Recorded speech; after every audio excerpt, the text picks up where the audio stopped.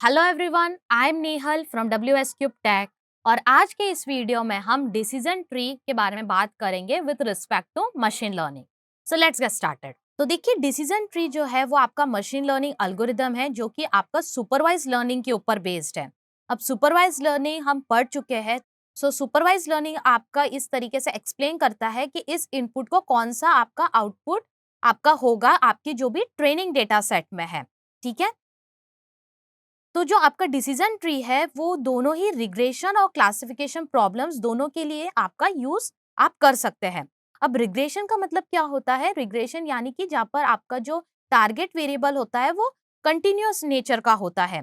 जैसे कि अगर आपको किसी की इनकम अगर आपको प्रिडिक्ट करनी है किसी पर्सन की, उसके डेजिग्नेशन पे डिपेंड करते हुए या उसकी एज पे डिपेंड करते हुए, तो ये आपका एग्जाम्पल है कंटिन्यूअस टारगेट वेरिएबल का। और उसके बाद में मैंने इसे बताया कि जो आपका डिसीजन ट्री है वो आप क्लासिफिकेशन प्रॉब्लम्स के लिए भी आप यूज कर सकते हो। तो क्लासिफिकेशन का मतलब क्या होता है? जब आपका जो टारगेट वेरिएबल होता है वो कैटेगरियल इन नेचर होता है, जहाँ पर जो कैटेगरीज में वो डिवाइड किया जाता है। जैसे कि अगर मैं कैटेगरीज की बात करूँ तो येस और नो। तो यहाँ पर क्या होता है, हर स्टेज में जो आपका जो डिसीजन रहता है वो आपका किसी एक कैटेगरी में आपका फॉल होता है यहाँ पर। बट जनरली हम डिसीजन ट्री का यूज हम क्लासिफिकेशन प्रॉब्लम्स के लिए हम यूज करते हैं। अब जो आपका जो डिसीजन ट्री है यहाँ पर इसका गोल क्या है? इसका गोल है एक क्लासिफायर मॉडल को बनाना जो कि आपकी क्लास या वैल्यू को प्रिडिक्ट कर सके आपके टारगेट वेरिएबल के लिए। तो जैसे हम ऑलरेडी ये पढ़ चुके हैं कि किस तरीके से हमारा जो मशीन लर्निंग मॉड्यूल वर्क करता है, तो मैंने आपको ये बताया था कि हम हमारा ट्रेनिंग डेटा क्या करते हैं, एल्गोरिदम के अंदर पुट अप करते हैं। और उसके बाद में ये अपने आप लर्न करने के बाद में हमें इसका आउटपुट क्या मिलता है, एक मॉडल मिलता है, या इसको आप प्रोग्राम बोल सकते हैं या एक लॉजिक बोल सकते हैं। तो अगर मैं डिसीजन ट्री के रिस्पेक्ट में बात करूं तो ये जो मॉडल जो रहता है इसे हम क्लासिफायर मॉडल बोलते हैं। तो यहाँ पर जो डिसीजन ट्री है इसका गोल क्या होता है कि क्लासिफायर मॉडल को एक वो बिल्डअप करे। अब हम जो भी इसकी जो टर्मिनोलॉजीज है with respect to this decision tree वो हम समझ लेते हैं। तो यहाँ पर सबसे पहले आप देख रहे हैं यहाँ पर ये जो है ये हमारा रूट नोड होता है। तो ये रूट नोड को आप डिसीजन नोड भी बोल सकते हैं, जहाँ पर हम हमारा जो पूरा जो डेटा सेट रहता है वो हम यहाँ पर पास करते हैं और वो आगे फर्दर डिवाइड होता है डिपेंडिंग अपॉन कि उसे क्या डिसीजन लेना है। ठीक है, तो ये आपका होता है मेन रूट नोड। तो यहाँ पर आपका क्या होता है, डिसीजन जो रहता है वो आपका यहाँ से स्टार्ट होता है।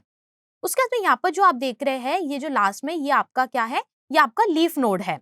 तो जब आपका ट्री जो है आपका जो फर्दर क्लासिफिकेशन नहीं कर सकता है उसको हम क्या बोलते हैं, लीफ नोड बोलते हैं। और ये जो लीफ नोड है यहाँ पर आपको फाइनल आउटपुट मिलने वाला है, तो इसको आप आउटपुट नोड भी बोल सकते हैं। उसके बाद में देखिए इसे बोलते हैं स्प्लिटिंग। तो ये पॉइंट ये रहता है जहाँ पर ये जो रूट नोड है या ये जो डिसीजन नोड है ये आपका क्या करता है, डिवाइड होता है into sub nodes depending upon some of the condition over here. तो इसको आप क्या बोलते हैं, स्प्लिट। और उसके बाद में ये जो आप यहाँ पर देख रहे हैं इसको आप बोलते हो ब्रांच या सब ट्री। तो जो स्प्लिट करने के बाद में जो आपका यहाँ पर जो ट्री फॉर्म किया जाता है इसको क्या बोलते हैं, ब्रांच या सब ट्री।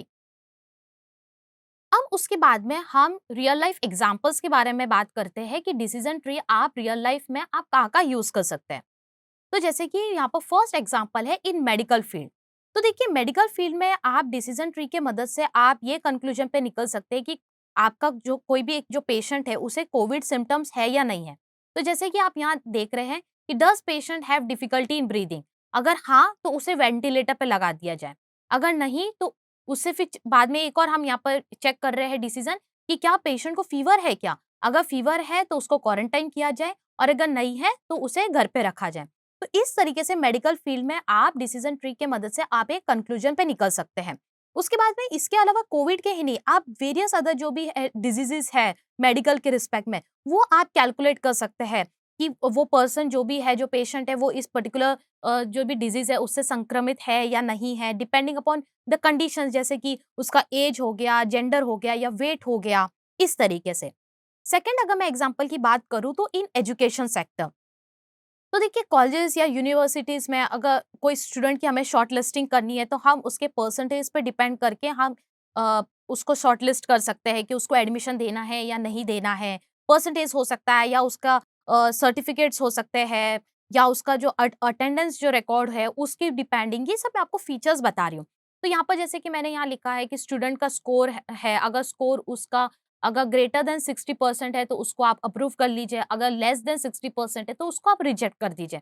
तो इस तरीके से आप एजुकेशन सेक्टर में भी आप यूज कर सकते हैं। इसके अलावा एजुकेशन सेक्टर में एक और एग्जांपल मैं दे सकती हूँ, जैसे अगर आपको जो भी फैकल्टीज है उस उनका आपको ओवरऑल प्रमोशन की स्ट्रैटेजीज अगर जाननी है, तो वहां पर भी आप डिसीजन ट्री का इस्तेमाल कर सकते हैं कि डिपेंडिंग अपॉन कि भाई कोई भी जैसे जो टीचर है, जो भी लेक्चरर है, उसने कितने इयर्स उसने डिवोट करे हैं, अपनी उसका एक्सपीरियंस क्या है, या उसने कितने रिसर्च पेपर्स उसने पब्लिश करे हैं। इन सब क्राइटेरिया से आप ये पता लगा सकते हैं कि जो भी जो फैकल्टी है उनका प्रमोशन स्ट्रेटेजी क्या हो सकता है। उसके बाद मैं थर्ड एग्जांपल की बात करूँ तो इन बैंकिंग सेक्टर। तो बैंकिंग सेक्टर में भी आप डिसीजन ट्री के मदद से आप ये पता लगा सकते हैं कि किसी पर्सन को आपको लोन ग्रांट करना है कि नहीं करना है। तो जैसे कि मैं यहाँ पर लिखा है कि पर्सन एम्प्लॉयड, अगर एम्प्लॉयड है तो आप इस डायरेक्शन में जाओगे, अगर नहीं है तो आपका क्या होगा, लोन डिक्लाइन हो जाएगा। अगर पर्सन एम्प्लॉयड है तो उसकी मंथली सैलरी चेक करी जाएगी, अगर वो ग्रेटर देन 1 लाख रुपए महीना कमा रहा है तो उसको हम अप्रूव करेंगे, और अगर वो लेस देन 1 लाख रुपए कमा रहा है तो उसको हम रिजेक्ट करेंगे। तो इस तरीके से हम रियल लाइफ में डिसीजन ट्री की मदद से हम कुछ कंक्लूजन पे हम पहुंच सकते हैं। अब यहाँ पर क्वेश्चन ये अराइज होता है कि हम ये डिसीजन ट्री कैसे बनाएं। तो यहाँ पर आप कंसिडर करिए ये डेटा सेट, ठीक है। यहाँ पर आप देख रहे हैं कि जो फीचर्स है वो है आउटलुक, ह्यूमिडिटी, विंड, ठीक है। और डिपेंडिंग अपॉन ये फीचर्स पे जो भी पर्सन है वो आपका जो टारगेट वेरिएबल है वो आपका बोल रहा है कि वो टेनिस गेम प्ले करेगा या नहीं करेगा। तो जैसे सनी है, ह्यूमिडिटी भी हाई है, विंड वीक है थोड़ी, तो वो नहीं प्ले करेगा। फिर उसके बाद में यहाँ पर जैसे कि आप देख रहे हैं ये ओवरकास्ट है, ह्यूमिडिटी हाई है, विंडी वीक है, तो वो यहाँ पर खेलेगा। तो इस तरीके का हमारे यहाँ डेटा सेट है। तो जैसे ही आप ये डेटा सेट को देखते हैं तो आप इस तरीके का कुछ आप डिसीजन ट्री बनाएंगे। अगर मैं इसको और क्लैरिफाई करूँ तो आप इस तरीके का कुछ डेटा सेट आप बनाएंगे अपने माइंड में। जैसे कि यहाँ आउटलुक है, तो आउटलुक क्या था, सनी, ओवरकास्ट और रेन, या और उसकी डिपेंडिंग आप यहाँ पर देख रहे हैं कि यहाँ पर हमारे ये सैंपल्स है।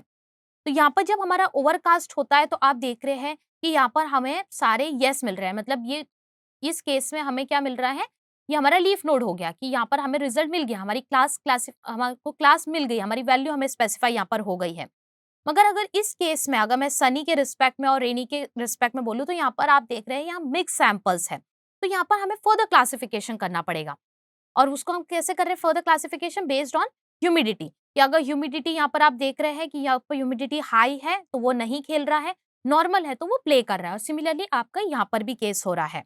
तो अब ये क्वेश्चन यहाँ पर अराइज होता है कि हमें ये जो हमने जो रूट नोड, ये हमारा यहाँ रूट नोड था, तो अब ये रूट नोड को हम किस तरीके से डिसाइड करें कि कौन सा फीचर हमें यूज करना चाहिए रूट नोड बनाने के लिए, जो कि हम आगे उसको फर्दर स्प्लिट करने के लिए यूज करेंगे।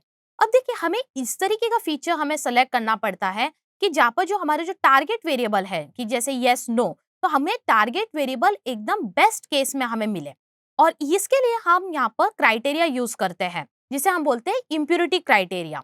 और जो मोस्ट कॉमन वे है जो आपका जो इम्प्यूरिटी मेजर करने का क्राइटेरिया वो है आपका एंट्रोपी और गिनी इम्प्यूरिटी। और ये दोनों ही आपके जो मेथड्स है ये आपकी purity of the split in the decision tree के बारे में वो आपको हेल्प करते हैं करने के लिए। तो सबसे पहले एंट्रोपी के बारे में बात करते हैं। तो जैसे देखिए पहले के केस में हमने क्या लिया, आउटलुक को एज अ रूट नोड हमने कंसीडर किया फर्दर स्प्लिट करने में। तो यहाँ हमें प्योर सबसेट मिल रहा है, ठीक है। तो जब मैं आपको बोल रही हूँ कि यहाँ पर प्योर सबसेट मिल रहा है तो यहाँ पर होती है हमारी लो एंट्रोपी। अब एंट्रोपी क्या होता है, तो देखिए एंट्रोपी आपका क्या मेजर करता है कि आपका जो सबसेट है वो कितना प्योर है, ठीक है। और इसकी जो वैल्यू है वो हमेशा 0 से 1 के बीच में लाई करती है।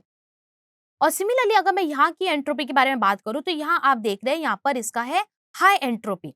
तो इससे हम ये पता लगा पाते हैं कि यहाँ पर जो है इस केस में हमारा हाई इंफॉर्मेशन गेन हो रहा है, क्योंकि जैसे कि मैंने बोला यहाँ पर जो हमारी ये सैंपल्स है, तो ये जो सैंपल्स है हमारे यहाँ पर ये प्योर सबसेट है, वेरेज यहाँ पर आप देख रहे हैं यहाँ मिक्स सैंपल है, तो यहाँ पर हमें लो इंफॉर्मेशन गेन मिल रहा है। तो इस तरीके से हम कंक्लूजन पे पहुंचते हैं कि जब हम outlook as a feature consider करते हैं रूट नोड के लिए फर्दर स्प्लिट करने के लिए, तो हमारा हाई इंफॉर्मेशन गेन हो रहा है एज कंपेयर टू जब हम विंड रूट नोड हम यूज करते हैं फर्दर स्प्लिट करने के लिए, क्योंकि यहाँ पर हमारा लो इन्फॉर्मेशन गेन हो रहा है। और देखिए डिपेंडिंग अपॉन कि कौन सा आप रूट नोड चूज करते हैं आपको फर्दर स्प्लिट करने के लिए, उसके ऊपर आपकी एक्यूरेसी ऑफ द मॉडल आपकी डिपेंड करेगी। तो हम यहाँ पर अगर ये आउटलुक अगर हम चूज करते हैं तो यहाँ पर हमारा हाई इंफॉर्मेशन गेन है। तो इस तरीके से आपकी एंट्रोपी यहाँ पर वर्क करती है। अब बात करते हैं गिनी इम्प्यूरिटी के बारे में। तो देखिए गिनी इम्प्यूरिटी क्या करता है, गिनी इम्प्यूरिटी आपका ये बताता है कि आपके डेटा सेट में कितनी इम्प्यूरिटी है। तो जैसे कंसिडर करिए ये फर्स्ट ग्राफ, तो जैसे मैंने अपने यहाँ पर डेटा सेट को इस तरीके से वर्टिकली स्प्लिट करा है, ठीक है। अब आप यहाँ देख रहे हैं यहाँ पर कोई भी इम्प्यूरिटी नहीं है, तो इसे हम बोलेंगे द परफेक्ट स्प्लिट। बट अगर आप सेकेंड ग्राफ को यहाँ पर कंसिडर करते हैं तो यहाँ आप देखेंगे यहाँ पर कुछ हमारी इम्प्यूरिटी है। तो यहाँ पर आप देख रहे हैं कि हमारे पास यहाँ पर रेड सैंपल है majority of the green samples के साथ में, तो ये आपका होता है इम्परफेक्ट स्प्लिट। देखिए इंटरनल वर्किंग जो है आपका गिनी इम्प्यूरिटी का, वो आपका सेम आपका एंट्रोपी की तरह ही है आपके डिसीजन ट्री के अंदर। दोनों ही जो मेथड्स है आपका, वो आपका प्योरिटी ऑफ अ स्प्लिट आपका डिटरमाइन करने में मदद करते हैं आपके डिसीजन ट्री के रिस्पेक्ट में। तो ये था हमारे दो मेथड्स। अब हम सीधा हमारे जुपिटर नोटबुक पे जाएंगे प्रैक्टिकली इम्प्लीमेंटेशन की तरफ। तो हम यहाँ पर जुपिटर नोटबुक पे है और सबसे पहले हम यहाँ पर क्या करेंगे, हम हमारे पांडास लाइब्रेरी को इंपोर्ट करेंगे। तो मैं यहाँ कर रही हूँ इंपोर्ट पांडास और इसका अलाइज नेम दे देती हूँ पीडी। उसके बाद में यहाँ पर मुझे अपना डेटा सेट को लोड करना है, तो मैं यूज करूंगी पीडी डॉट रीड CSV, क्योंकि वो मेरी CSV फाइल है। और उसके बाद में मैं यहाँ पर इस तरीके से मुझे अपने फाइल का यहाँ पर लोकेशन इसका पेस्ट कर दूंगी। उसके बाद में मुझे यहाँ पर इसकी जो name of my CSV file है वो भी मुझे कॉपी पेस्ट करना होगा। और मैंने यहाँ पर इसको इस तरीके से कॉपी पेस्ट कर दिया और इसको स्टोर कर देती हूँ मैं डेटा में, और मैं इसको रन करती हूँ।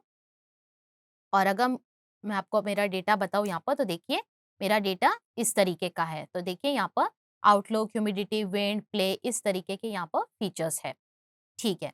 अब सबसे पहले मुझे क्या करना पड़ेगा यहाँ पर, कि जैसे कि आपको पता है कि मशीन लर्निंग जो है इस तरीके से ये लेबल्स को नहीं समझ पाता है, ठीक है, इस तरीके से स्ट्रिंग्स को नहीं समझ पाता है, तो इसको हमें नंबर्स में कन्वर्ट करना पड़ेगा। और उसके लिए मैं यूज करने वाली हूँ लेबल एनकोडर। तो लेबल एनकोडर को सबसे पहले यहाँ पर इंपोर्ट करेंगे sklearn से। तो मैं लिखूंगी from sklearn dot pre processing import और एल कैपिटल, और यहाँ पर होता है आपका लेबल एनकोडर। तो मैंने इसको ये इंपोर्ट कर लिया है। और अब मैं क्या करूंगी, लेबल एनकोडर का ऑब्जेक्ट यहाँ पर क्रिएट करने वाली हूँ। तो उसके लिए मैं यहाँ पर सिंपली क्या करूंगी, मैं इसको कॉपी पेस्ट करती हूँ और डिपेंडिंग अपॉन दिस थिंग हम इसको थोड़ा सा मॉडिफाई यहाँ पर कर लेंगे।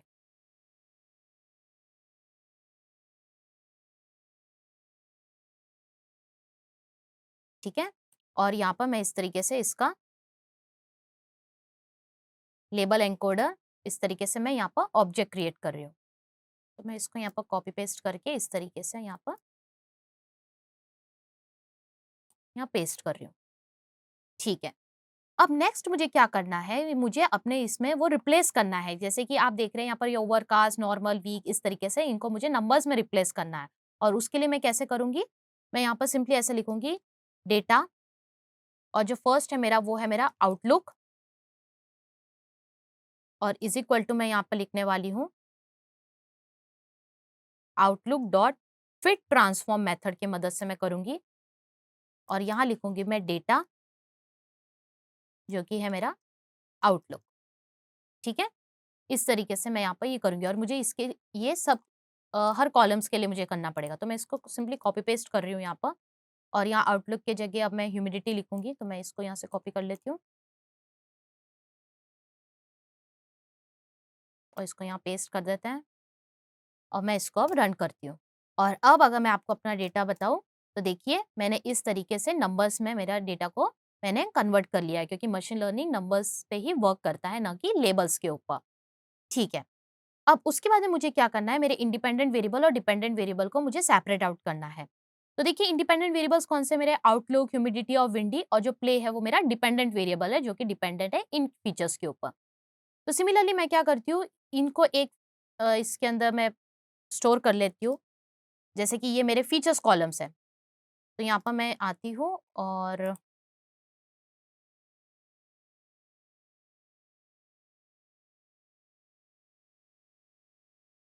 तो ये मेरा विंडी है, ये ह्यूमिडिटी है, ये आउटलुक है और इसको मैं स्टोर कर देती हूँ फीचर्स कॉलम्स में इस तरीके से। उसके बाद मैं एक्स जो मेरा इंडिपेंडेंट वेरिएबल है उसमें मैं यहाँ पर कर देती हूँ डेटा और इस तरीके से मैं यहाँ पर लिख देती हूँ, ये पास कर देती हूँ फीचर्स कॉलम्स, ठीक है। और सिमिलरली वाई जो मेरा डिपेंडेंट वेरिएबल है उसमें मैं लिख देती हूँ डेटा डॉट प्ले। और अब अगर मैं आपको एक्स और वाई बताऊँ तो ये देखिए मेरे एक्स आ गई, ठीक है, इंडिपेंडेंट वेरिएबल्स। और अगर मैं आपको यहाँ पर वाई बताऊँ तो ये आ गई मेरी डिपेंडेंट वेरिएबल्स, ठीक है। तो मैंने इंडिपेंडेंट और डिपेंडेंट वेरिएबल्स को सेपरेट आउट कर लिया है। उसके बाद में अब मुझे क्या करना है, जो train underscore test underscore split है वो मुझे इंपोर्ट यहाँ पर करना पड़ेगा। मेरे डेटा सेट को मुझे ट्रेनिंग डेटा सेट और टेस्टिंग डेटा सेट में मुझे अब डिवाइड करना है। तो उसके लिए मैं करूँगी from sklearn dot model selection import train underscore test underscore split, ठीक है। और इस तरीके से train underscore test underscore split के अंदर मैं अपने एक्स और Y that is independent variable और डिपेंडेंट वेरिएबल पास करूंगी। और यहाँ पर इस तरीके से टेस्ट साइज में पास करती हूँ यहाँ पर 0.2, यानी कि मैं अपने डेटा सेट को 80-20 रेशियो में डिवाइड कर रही हूँ। 80% जो है डेटा वो मेरा ट्रेनिंग के लिए यूज किया जाएगा और जो रिमेनिंग 20% है वो मैं अपने मॉडल को टेस्ट करने के लिए यूज करूंगी। और यहाँ मैं अगर शिफ्ट एंटर करूँ तो यहाँ पर मुझे जो थिंग्स इससे मिलने वाली है वो मैं सिंपली यहाँ से कॉपी पेस्ट करूंगी। तो मुझे यहाँ पर X train, X test, Y train and Y test इस तरीके से ये फीचर्स यहाँ पर मिलने वाले हैं। तो मैं यहाँ पर इसको इस तरीके से कॉपी पेस्ट कर देती हूँ, फाइन।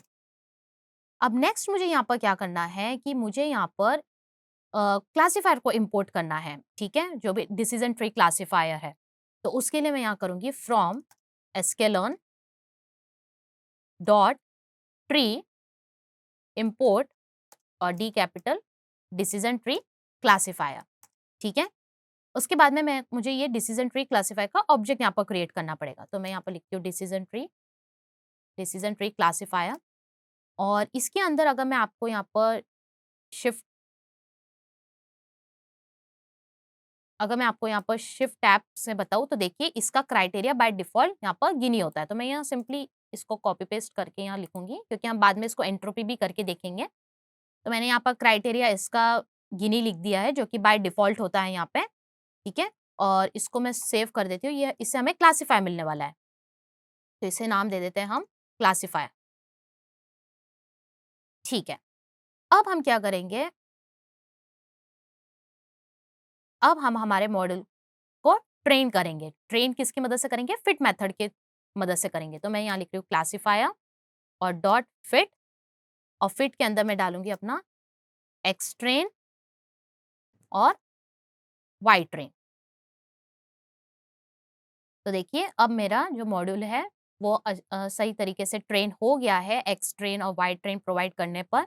और अब ये पूरी तरीके से रेडी है प्रिडिक्शंस करने के लिए। तो यहाँ पर मैं सिंपली लिखूंगी क्लासीफायर और यहाँ लिखूंगी डॉट प्रिडिक्ट, और प्रिडिक्ट के अंदर मैं डालूंगी हमारा एक्स टेस्ट। तो देखिए इसने इस तरीके का प्रिडिक्शंस हमें करके दे दिया है। और अगर मैं आपको यहाँ पर एक्स टेस्ट भी यहाँ पर डिस्प्ले करूँ तो देखिए इस तरीके से इसने प्रिडिक्शंस हमारे कर दिए हैं। तो यहाँ पर मैं आपको यहाँ लिख दूँ कि जैसे 0 नो के लिए है, 1 हमारा यस के लिए है। और यहाँ पर जो आउटलुक है, आउटलुक में देखिए आपके 3 नंबर्स हैं। मतलब आउटलुक में सनी है, रेनी है और ओवरकास्ट है। तो जब सनी है तो सनी का 2 होता है। तो मैं आपको यहाँ पर वो भी लिख देती हूँ। तो सनी का 2 है, मतलब ये मैं आउटलुक की बात कर रही हूँ।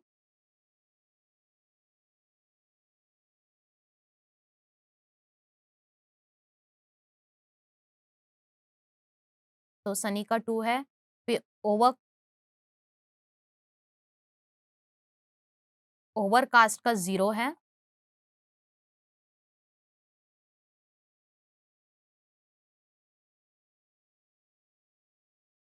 और रेनी का 1 है। उसके बाद में हम हमारे मॉडल की यहाँ पर स्कोर भी चेक कर सकते हैं, तो मैं यहाँ पर लिखती हूँ क्लासिफायर डॉट स्कोर,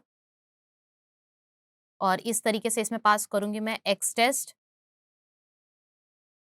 और यहाँ करूँगी वाई टेस्ट।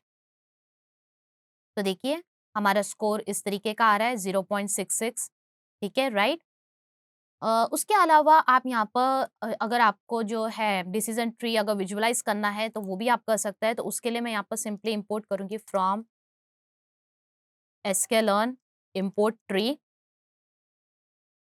और उसके बाद में यहाँ पर मैं लिखूंगी ट्री डॉट प्लॉट ट्री, और इसके अंदर मैं क्लासीफायर को पास करूंगी, ठीक है, इस तरीके से। तो देखिए इस तरीके से इसने आपको इस तरीके से डिसीजन ट्री आपको बना के दे दिया है। तो यहाँ पर आप देख रहे हैं ये जो इंडिपेंडेंट वेरिएबल है अगर लेस देन इक्वल टू 1.5 होगा तो ये इस साइड जाएगा, एल्स इस साइड जाएगा। उसके बाद में यहाँ पर फर्दर स्प्लिटिंग हो रही है यहाँ पर इस तरीके से, ठीक है, और ये आपके यहाँ पर लीफ नोड्स आ रहे हैं। तो ये गिनी इंडेक्स इसने इस तरीके से काउंट यहाँ पर किया है। उसके अलावा मैं अगर बात करूँ कि हम यहाँ पर इस तरीके से जैसे हमने गिनी दिया था यहाँ पे, तो हम एंट्रोपी भी यहाँ पर देख सकते हैं, ठीक है। मैं ये सेल्स को सब रन करूंगी वापस से। तो देखिए इस तरीके से इसने हमें इस तरीके से प्रिडिक्शंस दिया है। अगर मैं आपको यहाँ पर इस स्कोर बताऊँ तो देखिए स्कोर वही है हमारा, राउंड अबाउट वही है 0.66, ठीक है। और यहाँ पर अगर मैं आपको बात करूँ तो यहाँ पर देखिए इसने एंट्रोपी को यहाँ पर एंट्रोपी स्कोर यहाँ पर निकाला है।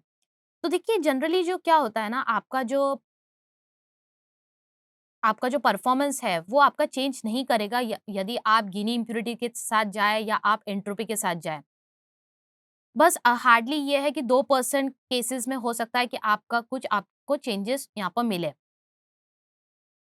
और ये जो दोनों ही क्राइटेरिया है ये आपका क्या है, इंफॉर्मेशन गेन करने के लिए ये हम यूज करते हैं कि ताकि हम ये पता लगा सके कि हमारी कोई नोड में कितनी इम्प्योरिटी है, और दोनों का ही जो इंटरनल वर्किंग है वो काफी एक दूसरे के से मैच करता है। ये बस आपकी जो स्प्लिट्स है कि आपको फर्दर स्प्लिट्स कितने आपको करने हैं, ये बस आपको स्प्लिट कंप्यूट करने में आपको ये मदद करते हैं दोनों मेथड्स। और अगर हम दोनों मेथड में से अगर कंपेयर करें कि विच वन इज बेटर, तो आपकी गिनी इम्प्योरिटी मोर इफिशिएंट है in terms of the computing power. तो अगर हम इन दोनों मेथड्स का अगर कंपैरिजन करें तो आपकी गिनी इम्प्योरिटी काफ़ी इफिशिएंट है, काफ़ी हद तक इफिशिएंट है अगर मैं कंप्यूटेशनल पावर के रिस्पेक्ट में बात करूँ तो, with respect to this entropy. और गिनी मेथड आपका बेस्ट मेथड है जो कि आप सिलेक्ट कर सकते हो अपना बेस्ट फीचर सिलेक्ट करने में। तो ये है आपका गिनी और आपका एंट्रोपी, ठीक है। तो this was all about the decision tree classification. तो मैं आशा करती हूँ आपको ये समझ में आया होगा। यदि आपको ये वीडियो पसंद आया हो तो इसको लाइक करिए, अपने फ्रेंड्स के साथ शेयर करिए, और साथ ही हमारे चैनल को सब्सक्राइब करना ना भूलिए। अगले वीडियो में मिलते हैं।